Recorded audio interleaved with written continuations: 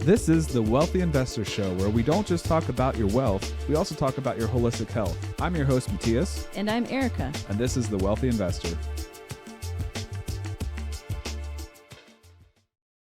We are back with the Wealthy Investor. So this year I set quarterly goals. One of my goal for the year is to have a better relationship with you. I think we have a pretty good relationship, but it is a constant battle. You got to work at it. It's like the love is a verb thing where you got to really work at the relationship with the kids. I think we have a great relationship as it is, but I think it's been better with the intentionality. Would you agree on that? Yeah. What was your quarterly goal for how many dates we were going to go on? This quarter is 6. What about last quarter? 4. How many dates did we go on? 4. Oh, you made it. Yes. So we wanted to up the ante a little bit and do 6. And we finally got one in. You got the Adventure Challenge date book. Is that what it's called? Yes, I gifted that to you for Christmas. And if you haven't seen it, it was like bombarding my Instagram for 2 months before Christmas. And I caved. But it's a page or pages of date ideas that are like scratch offs. And once you scratch it off, you have to do it before you can move on. And then there's a little place for a Polaroid picture and a little description about what you did. And so the most recent one that we scratched off was to recreate a parent's first date. So we talked to my parents they grew up in Columbus, Ohio, and they went to the top of the national, oh, now I'm going to blank, Is it an insurance? nationwide insurance building. And there's a restaurant up there, and they got French fries together, and they sent us pictures. My dad's wearing these really short shorts, and my mom's wearing these they weren't quite Amish dresses, but they were like more conservative dresses, something we would never wear. Yeah. And so We did the best we could. We went to the highest restaurant in Harrisonburg. Yes. Which is called the Ridge Room. We went on, it's a top of a hotel that's on top of a hill that overlooks the mountains and the city a little bit. They didn't have French fries, but we just got food and wine, and they had bread and cheese. That was really nice, which is fun. But I think a lot of the date ideas are not necessarily something you have to go out for. Like they have little clues in the book as to how much time it's going to take, what you need to prepare to be able to do that date. I think if it doesn't have a babysitter. Yeah, it has little icons that mean different things. It tells you about how much time you have to devote to that date. If you have to go out, if you have to go to the grocery store, if you have to get a babysitter. There's food involved. Yeah. So the first couple were at home dates, and they were a lot of fun. And honestly, I think like we had maybe more fun. I would say some of those are more fun than going out. And I think when we think about date nights, we're always like, oh, we got to get a babysitter. We got to plan a lot. But something silly at home could be more fun than even going out because you can just be more relaxed. But the first one, you blindfolded me and you had to guide my hands to make a pie. And that was crazy. It's a lot of fun. It was really fun. There was times where I was trying to figure out what I was doing. I was way off and you were just giggling the whole time. So that was one of the more memorable dates we've had, I would say, right? That was a lot of fun. Yeah, it was a lot of fun. We made a peanut butter pie. And then we forgot to bake the crust before we made a peanut butter pie and a raw pie crust. Yeah. So we had to just scoop the filling. It was just a lot of fun. And I think that for us with the kids and everything, like we need to be more intentional to make it happen, dates in general. But those are like ones that we could do more often, more frequently. And the other one was making a fort and watching a movie in it, which actually we both were like, I don't really want to do this at first. But then we did it and it was fun. It was a lot. It was good. We had watched a movie and we had sushi. Yeah, that was a good part of it. So anyway, so I would just say if you're like us and you're struggling to get those dates, that's a really good idea. I'm sure there's other places you could find date ideas like that where you could do it at home. And another thing was we have somebody that comes and helps us with our kids 3 days a week as getting kids off the bus, that kind of stuff. And I don't know why I've never thought about it before, but can you just stay like an extra hour and we can go out and get food quick? Yeah, that would be another easy thing we could do more often. Yes, you thought of that the week before she goes home for the summer. Let me just say for a second, Matthias, earlier this week, had this thought, and he's thinking about his haircut. And he's, oh, seems like it would make it a lot easier if I would plan, schedule these ahead of time, and then I'd have time for him. And I was like, oh, you mean like plan ahead or something? Like, yeah, I feel like that would work a lot better. Yeah. And you got one today that you had planned for? Yeah, it Did was it like go a okay? it worked. Yeah. I'm going on, going to Colorado for a conference, and I have a haircut for it now because I scheduled that in, and that wasn't a last minute thing. Usually, it's like the hair is getting a little long. Oh, man, maybe I should get this cut, and then I have to figure out their schedule, my schedule, and Mhm. so with that, he set me up for a reoccurring every 4 weeks now. So that's just gonna be in the schedule now. I don't even have to do anything. Systems. Proud of Systems. you. Yeah. Today, we talked to Brandon Vukelich, and he is a real estate agent out of Washington, Seattle area. He focuses on investments and multifamily properties. And he just had a book come out Christmas Eve this past year called The Rockstar Real Estate Agent Roadmap Volume 1. And he said he's currently working on Volume 2. And so we talked to him a little bit about his book, his life, his family, his business, and dived into different parts in all of those. Yeah, I think whether you're a new agent or a seasoned agent, there's going to be some things that you could find helpful in his book. Definitely check it out. We'll definitely have the book linked in the show notes. Mhm. I think at least for me, what was so refreshing about him is just how down to earth and very real and honest, open and honest he was about his experience. It's definitely not someone who claims to know the answer to everything and has like a learning mindset with everything that he's done in his life. So I appreciate that. In some ways, at least for me, it can help me lean into somebody like that a little bit more than someone who promises me all the answers. Yeah. And it's not like a get rich quick book. It's a realistic book of what it is to be in the business, be a broker, be an agent, and how it's not always glamorous. You got to find balance and provide excellent service so that you can get raving fans. Yep. So enjoy. Here is Brandon. Hello, thanks, and welcome back again to the Wealthy Investor. We are here with Brandon Vukelich. Vukelich, please say it for us. Oh, that's all right. Vukelich, yep. All good. You, Brandon, you are in the Tacoma, Seattle market. We met through Bigger Pockets, and because you are an active investor, if our memory serves, you're around 30 doors. Is that correct? That's correct. Yep. And you are also a licensed active realtor, I don't like to which use that is term as much. I say real estate agent or broker. sure. Most realtors are the average people doing houses and condos and stuff like that. And I try to distance myself, even though, yes, I am a realtor. I have paid the dues. Not sure how much Sure. longer I will, but go ahead. Yeah, there's some stuff happening right Yeah. now. I don't know if anybody's paid attention to the news, but Yeah. No kidding. but yeah, you've had a lot of experience in the business from multi sides, which is awesome. I think that's more rare. Not the average agent also is an active investor like yourself.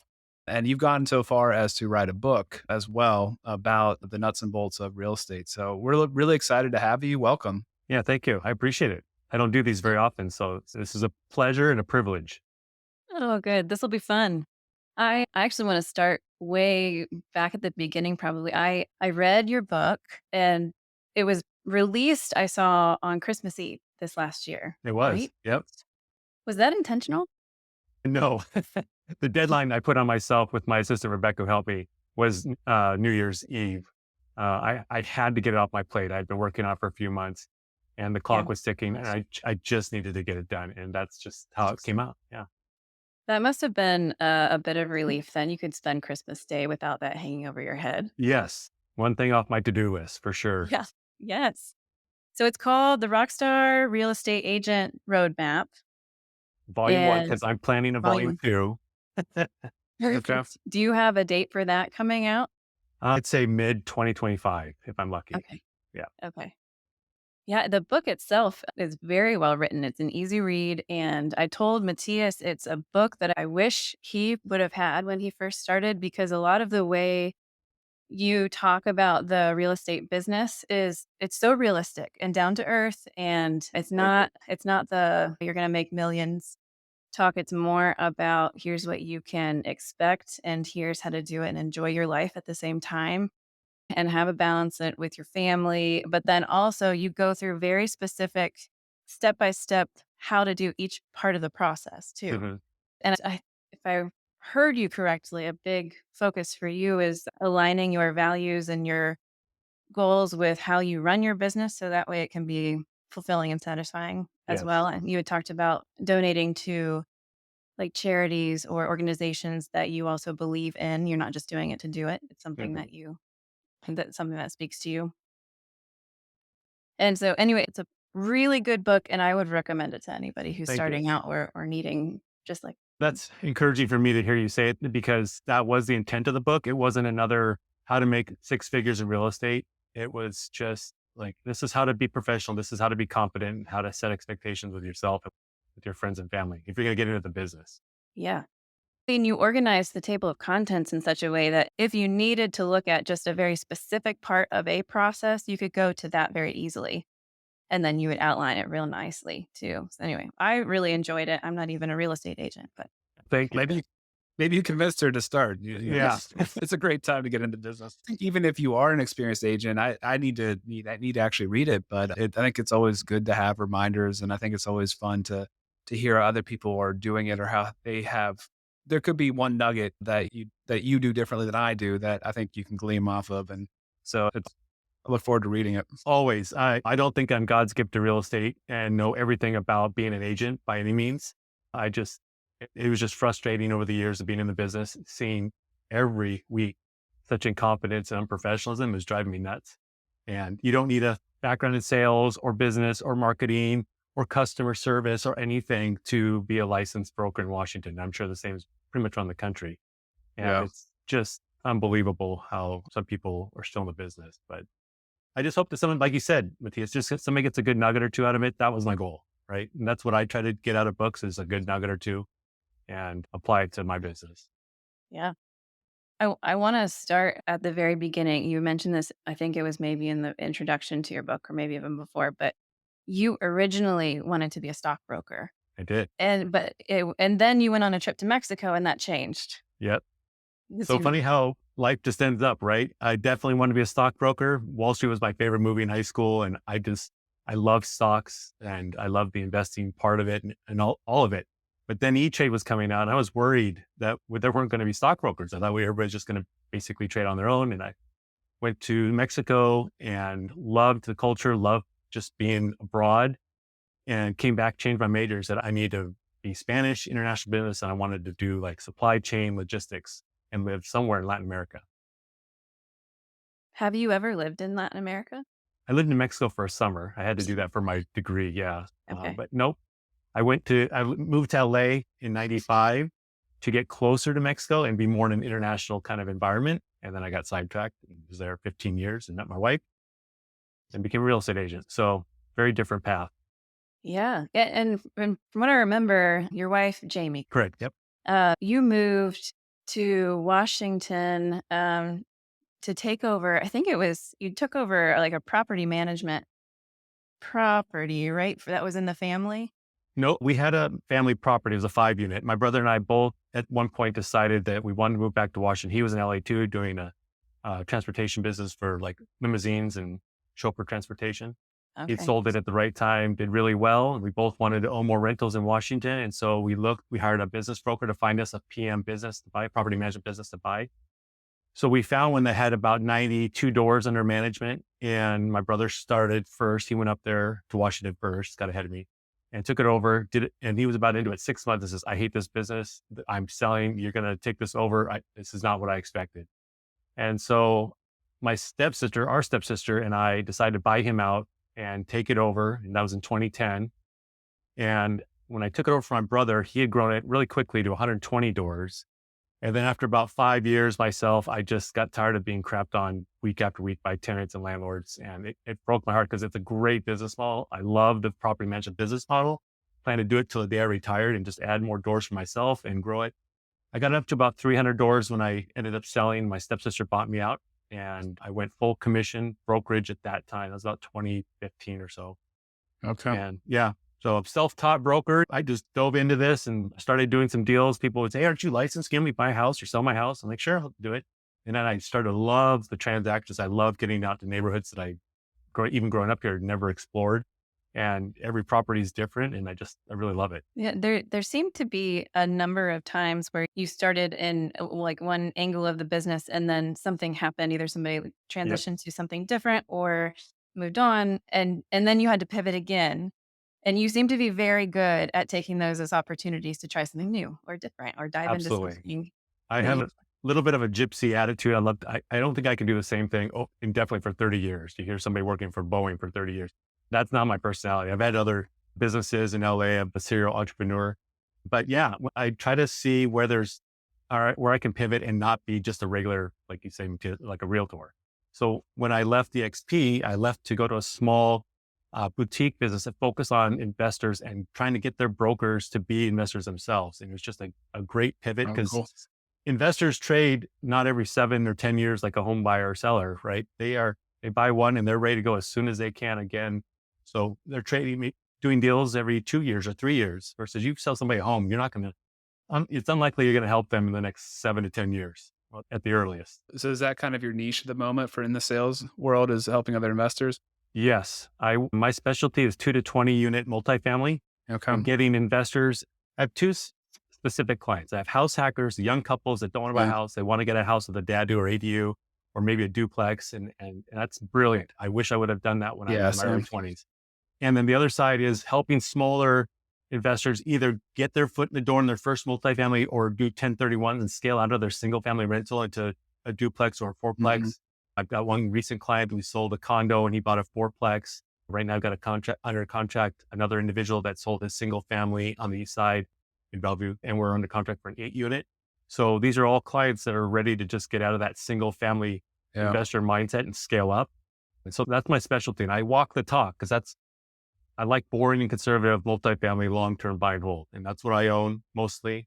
I do have some short-term rental in land and other things, but multifamily is my specialty. And I try to walk the talk and just be more of a consultant or advisor for people, not a salesperson. Sure. That's really Yeah. helped. That's my mindset as well. It's helping them understand what they're getting and yeah, advise them to make the decision themselves. Not, I think you can read the old sales books like Zig Ziglar and that kind of stuff, and like the pressure sales that people used to do. I think is just off putting now. I hate that kind of thing. But Yeah. I don't cold call. I don't do open yeah, houses. I don't do any of the regular real estate agent stuff at all. yeah. Hey, I gotta let me pivot real Sure. quick if you don't mind. I have a question for you because you were into stocks at the beginning. I'm curious. I think a lot of real estate investors are like 100% real estate and have no stocks. They have no like retirement accounts, that kind of stuff. Where do you have a mix of asset classes now, or are you full into the real estate world? Have Uh, abandoned your stock passions of yesterdayore? I would love to invest as like a side hobby with disposable income I'm not too worried about just for the hobby of it. But I have very little. I have a couple Roth IRAs for my wife, and Yeah. I don't put hardly any into mine. I put all into my wife to protect her a little bit more in case anything happens. But no, I don't even own any stocks. I have a little bit of Amazon and Google for my kids just for them to watch eventually. They're in high school. Yeah. But I am all in the taste. And I'll Yeah. tell you why. And it's not because I'm biased in real estate. I've had stocks go to zero. I've never, ever gonna have my real estate go to zero. It can burn down. I'll still have the land. I have insurance. I don't need to watch it every week, every month, every quarter. I sleep very well at night with that type of investment asset class versus stocks. I'm like, oh my gosh. And if you buy Microsoft stock, I could go buy Windows every day for the year. And I'm not going to affect the stock price. All you do is you buy it, and you hold it, and you pray that it goes up. That's really what you do when you're investing. And is your entire portfolio close to you? In terms of my holdings, Yeah, your real estate holdings. most of them are in Idaho, the Boise Okay. Eagle market. Again, I still have 1 3 unit with some partners here in Tacoma. It's a beautiful property, overlooks the water. It's the front units are short-term rental, and the back is a midterm rental that we rent to Cool. family nurses. I only got into that because I want to understand that model, right? Because I was working with some investors and I thought I should probably understand what it's like to be a short-term rental operator. Sure. But that's not my thing. I'm buy and hold long-term multifamily. Sign a Cool. lease. I'll talk to you in 12 months. Yeah. So that's awesome. I think it's interesting because I've explored some options as far as doing a backdoor Roth. And if you can get really good write offs in 1 year, like if you got into some accelerated depreciation to offset the taxes you would pay on the backdoor Roth, to then do a self directed Roth IRA to invest into real estate as well. I've had some schemes in the back of my head of considerations, but we do hold some. That's not a huge part of our portfolio, but we do hold just index 500 kind of Right. stuff. Yeah. Russell 3000s and things like that instead of, yeah, I can't say I would understand Microsoft, for example, as a business anywhere as well as the multifamily I own or the townhouse. I can understand that way better, the market, everything, the ins and outs. And so it A, feels like a more secure investment for me as well. a good book that got my mind to change out of that is called Killing Sacred Cows. I read that, I don't remember how many years ago, well over a decade. And it's about, yeah, you get all these the savings or investments built up, but then what? Then you retire and you drain on those or they go down Yeah. versus you get a rental properties that you peel off cash flow every month. And that's what you live on, not depleting these investments that go down to zero eventually. Yeah, I agree completely. And you can use it now. You don't have to wait until you're 65, right? That's exact. Mhm. Yeah. You had mentioned your kids are in high school. And then, so in my head, I'm doing the math backwards a little bit. When they were young, or when you and your wife started having kids, that was a little bit before you would have started your brokerage, or before you got your brokerage license, right? My daughter was born in 2007. I got licensed in 2010. Okay. So yeah. What were the conversations like with Jamie moving to Washington and starting a family, and going through? Oh, that was a tough time. So 2007, real quick, just I was working for waste management, growing a competitor to Pods, portable storage business. Oh, cool. And it was tanking quickly because of the economy. And at this time, this is when my brother and I were looking for a PM business. So I was already going to make the shift. I convinced her, like, this is what's best. We can't live in LA. This is not the place to raise a family, in my opinion. I want my kids to experience what I experienced growing up, camping, fishing, all the outdoor stuff. We thought it would be a better cost of living, but it's really not that much cheaper than LA here now. It's crazy. And I just want to be close to my parents and my stepsister's family and everything. My brother lives in Hawaii. He's a broker on Oahu. But my wife is very easygoing. She's a stay-at-home mom. She goes with the flow. And it was tough leaving her best friends and family at the time. But her mom has since moved up here as well. She lives in Tacoma with us, so near us. Okay.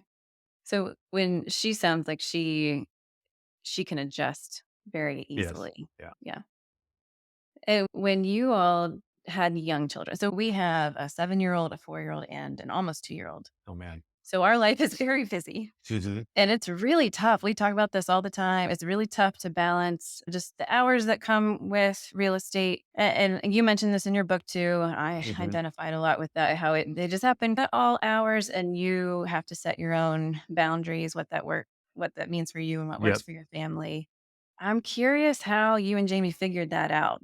I imagine it didn't start off super smoothly from the beginning. I wasn't super busy in the beginning. As I got busier, she started to understand what it means. And my stepsister, again, is a broker. My brother's a broker. So she's surrounded by people that are other agents and understands the lifestyle. And she knows I got to do what I got to do to put a roof over the head and make sure everybody's fed and bills are paid. And yes, I don't drop everything on a minute's notice for everybody who just wants to see a house. Like, that's not how I operate. I did that when I was first licensed, and I learned my lesson very quickly that that is a waste of time and you will get burned over and over. So now it's a very formulated process that I have with clients. And we would just went on vacation in Mexico, and I'd bring my laptop, and yeah, I had to write an offer and I had to respond to some things. I've got some feasibility contingencies to get through with the client. And I have brokers that cover for me, but I feel like I owe it to my clients. They're spending hundreds of thousands, if not millions of dollars. I owe them some very personal attention as much as I can do. And most of them respect when I'm on vacation, but I do have to chime in if something's going sideways. I don't want that deal to tank either, but she Mhm. gets it. And I don't answer the phone, obviously, during dinners and things like that. I mean, we're not saving lives here. It's not a matter of life and death. But sometimes you are up against a deadline and we're supposed to be going to a basketball game, and I've got 1 hour for this client to get back to me and sign something electronically that I've got to forward to the other side.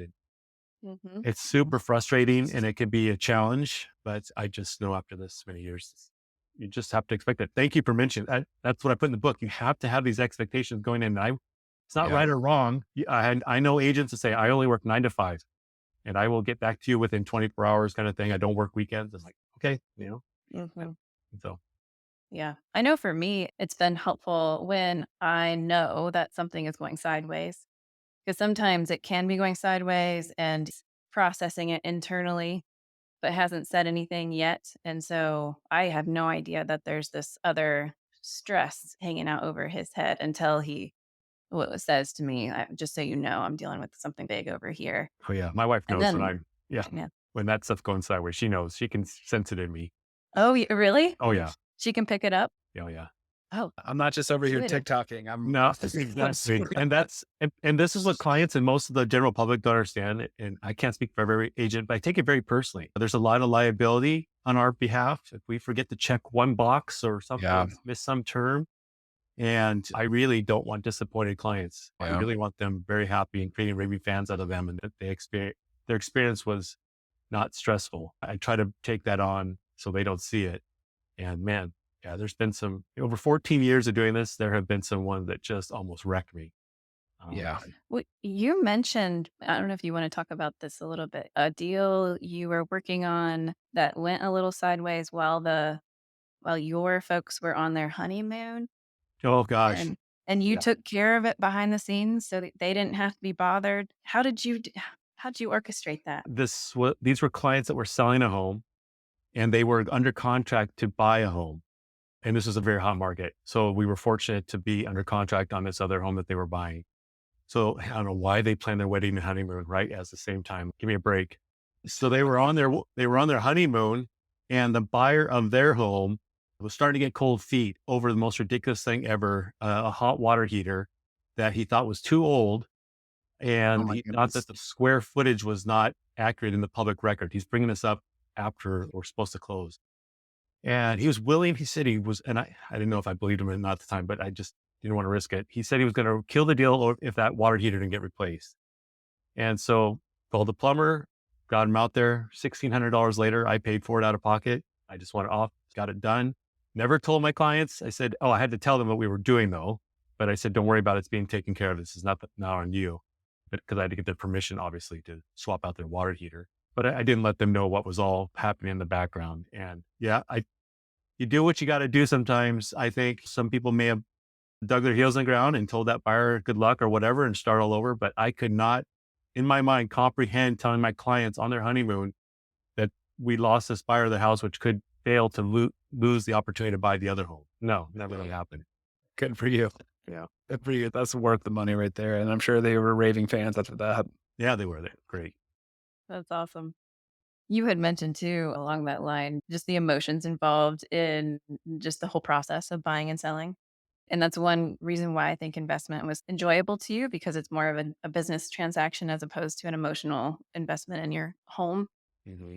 And I was curious what your thoughts were on that. Just as I know from talking with Matthias, it can be emotional on both ends. A lot of buyers have a lot of anxiety going into the process. A lot of sellers have a lot of anxiety.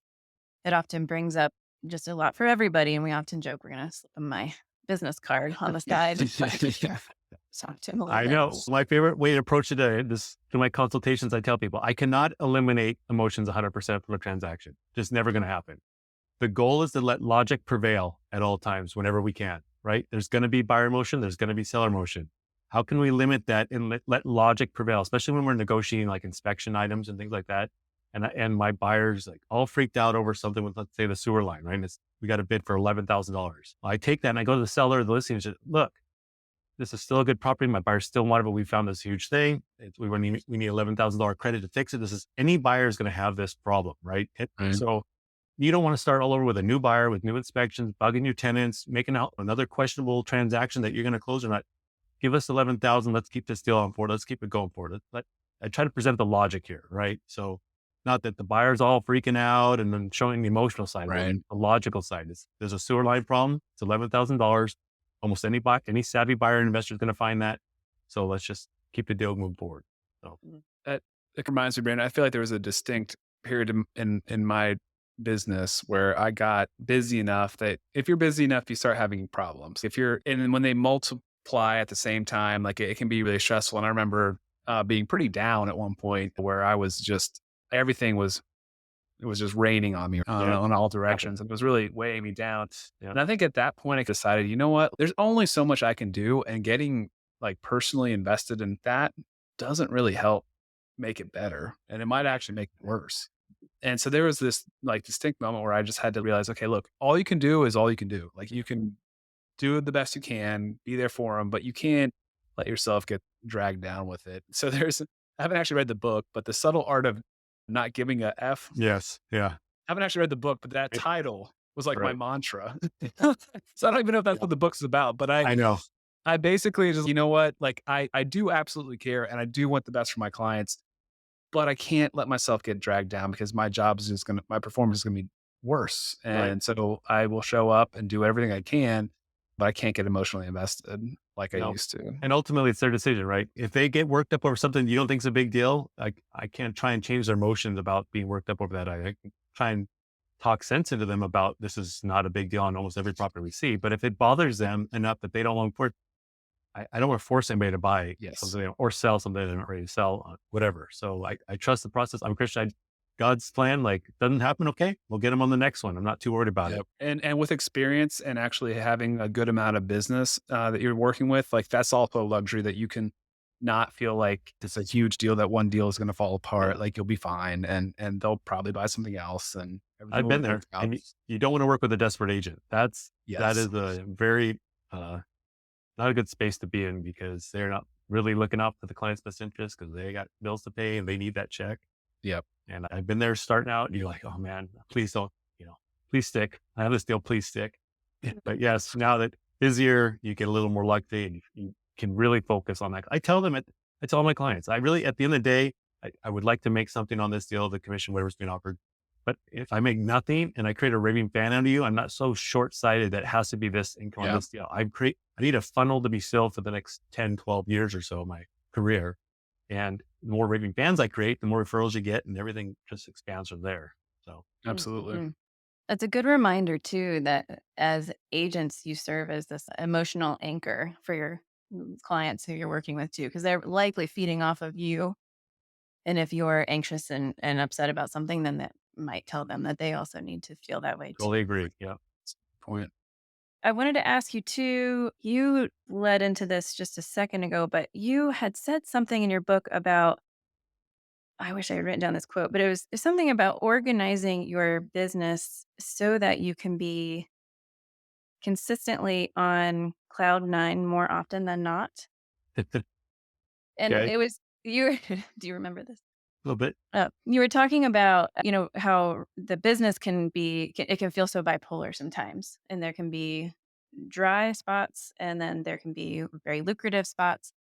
And just to keep your site set more on this consistent lifestyle pattern and business model so that you can consistently enjoy it, I think is what you were saying, but you can Yes. Understand that there will be highs and lows. I think even productive big teams have highs and lows for sure. Right. So Absolutely. in my assistant, Rebecca's awesome. She ebbs and flows with my bipolar personality as business ebbs and flows a little bit. And you just have to trust that the things that you're working on, the systems you're putting in place are going to be fruitful in the end. And if they don't work, you're always implementing new things to try. I hired a new coaching program this summer or this year in January, just to try something new to add to the marketing. And if it doesn't work, maybe got us some new nuggets to try at least. But I'm always trying to pivot and do new things. Not huge on paying for leads like on Zillow or any of those other things. Right. I do pay for leads on Bigger Pockets, and that's a big source of my business. But also being in the business 14 years, that my sphere is now to the point where it's churning. People that I helped years ago are now selling or whatever like that, or their kids are buying now or whatever. oh, their kids are buying now. Wow. Yeah. Yeah. I'm old. We're getting there too. We recently realized the other day we're becoming birders, which I think happens as we approach 40. A clear sign that you're getting It's something older. to get into. Yeah. Pickleball is next, I think. There you go. In your book, you had mentioned, I want to ask you what your favorite book is too, but I also wanted to point out in your book, you mentioned a specific book in particular multiple times, Never Split the Difference. Yes. And I was curious, is that still your favorite book? Is One that of what you would top say top or 3. Everybody will say Rich Dad Poor Dad because it does deserve to be up there. But when I there's been a few books that I've really just absolutely changed my mindset on things. And Miracle Morning for its own reasons, but Mhm. Mhm. business wise, Never Split the Difference. Chris Voss, the nuggets I got out of that instantly changed the way I did business and saved clients thousands of dollars. That month I was reading that book, I implemented something that helped a buyer save, I want to say $11,000, $12,000 because we didn't meet in the middle like a lot of agents and people do. Just meet in the middle. You asked for 10. Well, we'll counter at 5. Okay, let's accept the 5. No, we asked for 10. We're sticking with 10. And they come back and not for 5. You're like, okay, maybe 9, but you don't just jump to the middle. And that book was just absolute gold.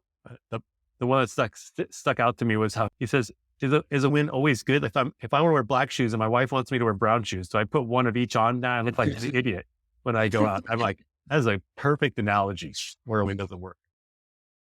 That's great. And for those that haven't read it, it's a hostage negotiator. Chris Voss, he's an ex FBI hostage negotiator. He does coaching classes now too, and he's a big business consultant. But yeah, it's just got a lot of great stories in there that are holy cow. Like, can't even imagine what he was to talk about stress, Right. kind of to navigate and negotiate. And all of them went well, but boy, just really applicable to business. I think about negotiate for buying a car now, or even with my kids, ways to negotiate. It's such a good book. Man, so much psychology in it. It is, yeah. I want to read that. I have not read it yet, but after hearing you describe it, I'd like to. What about just a lesson? You have had many lessons that you've talked about already today, but any in particular that you throw out there for anybody in the business or even, I would say, partners of people in the business that you'd offer out? So if you're asking for like lessons I've learned, or Yeah. I'd say just taking action is going to get you massive education. Too many people, you've heard it before, analysis paralysis. Yeah. So they sit around waiting for that unicorn deal that doesn't exist because they don't want to make a mistake. I've made horrible mistakes in real estate. The worst one cost me $1 million. And yeah, ouch is right. But I'm not ashamed of those. I made the best decisions I thought I was making at the time. It's easy when you're hindsight, but at least I took action. Another one was my buddy and I, we bought some new construction speculation in Vegas. This is 2004, 2005. And we were using a realtor who was not an investor. And we got our butts handed to us for sure when the market crapped out and those houses were done and built. It was just a very terrible strategy, but I took action.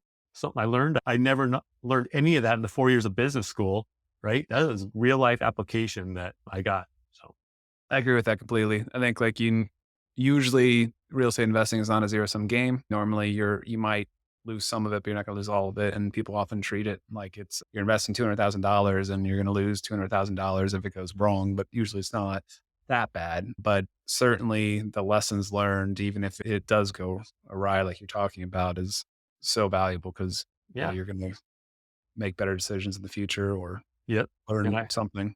hope to share with other people so they don't make those mistakes. Right now, I hopefully have saved some client tens of thousands of or hundreds of thousands of dollars by letting them know don't go down that route because I've been there. So. Yeah. Is that something that you have also taught your children? Uh, yeah, my son is into cooking and he gets very frustrated when he doesn't do a recipe right. And I'm like, "Man, at least you're just trying." Like, I doubt every chef in the world aces their new recipe on the first go around and stuff. Mm. So yeah, I try teach them that. And I read a book by Dave, what's his name? Drawing a total blank. A book about raising financially smart kids. Dave Ramsey, Oh, his Dave daughter. Oh, Ramsey. okay. Yep. Sorry, it was drawing a total Yeah. blank. And that was a great book, just a sidetrack a little bit, and teach kids about how to invest, make offerings, or give back to the community and stuff like that. And so they've been on a salary for years now. And part of that goes to savings, part of it goes to investing and offering, and they can spend the rest however they like, as long as it's not drugs or something illegal. But yeah, so I don't know if they're listening too much or taking it all in, but I'm just trying to do what I can, Yeah. like you say, to give them a leg up. So Is that smart money, smart kids, maybe? no, Something like that? it's raising financially smart kids or something like that. Oh, okay. Okay. There's one similar, I think his daughter co-wrote that I think, bought at one point. I don't think we actually read it, but with our kids' ages, we want to start implementing some sort of Yep. structure for them to start earning money. And I think that's a really interesting topic to me a lot that I struggle with because I didn't grow up with money. And I think raising kids that are, going to have maybe some more opportunities than I would have financially, potentially, but certainly don't want them to take that for granted. Do not want them to work really hard at whatever they do. Cooking is an awesome thing. And when you were talking about that, it reminded me of Arnold Schwarzenegger's 10,000 reps, right? And that's one of the things I've thought in the back of my head with a lot of things that I take on is if you wait until you can't wait until you've got the 10,000 reps to start, right? You Right. got to just start Yeah. and you got to start chipping away at those and you'll get better and better.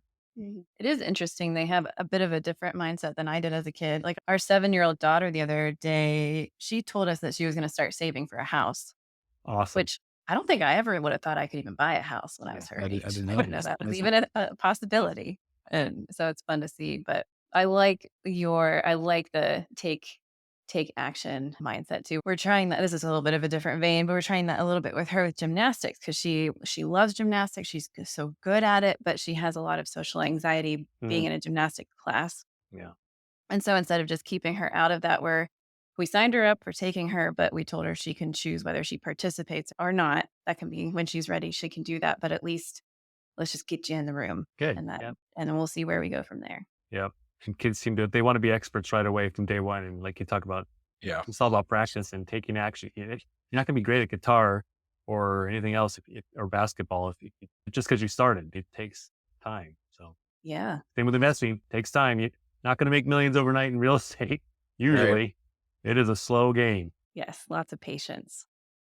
And house hacking is such a great strategy for people getting started. It's getting a equity line of credit on that property while you're in it, doing it again on another one to get a duplex, quad, or whatever. That's just, yeah, perfect way to start. I love that you're doing that.